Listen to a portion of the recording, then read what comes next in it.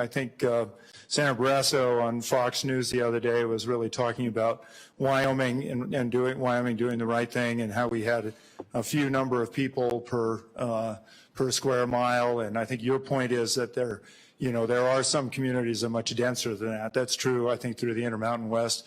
My friend, Governor Bullock of Montana, speaks a lot about Gallatin, which has many of the same issues that I think Teton is experiencing now.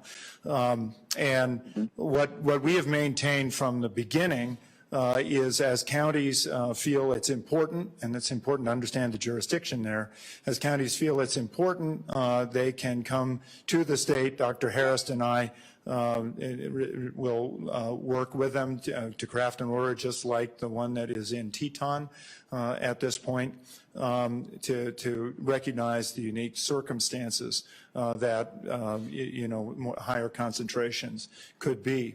But what I do want to say, and as we look at these models, it goes back to the modeling thing. There are assumptions that are laid into models, and one of them is if you put a mandatory state stay-in-place order, then there are all these things that are supposed to go with that, and that affects the way the model runs.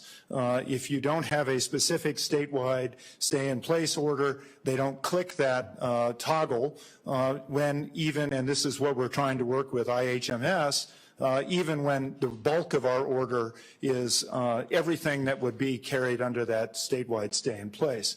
For example, if you look at that order, you will see that it says we haven't closed businesses down. Clearly we have. Those are the kinds of variables that go into the modeling exercise that make it informative but not precise. And so just to come back to your point, we're happy to work with counties as they see fit to make sure that their needs are well met. But generally across the state, we're seeing a decrease in activity. We're seeing people socially distance. Our lockdown state to the south, Colorado, the one where nobody's supposed to be traveling, seems to be traveling in droves up to Wyoming. We're trying to put a stop to that.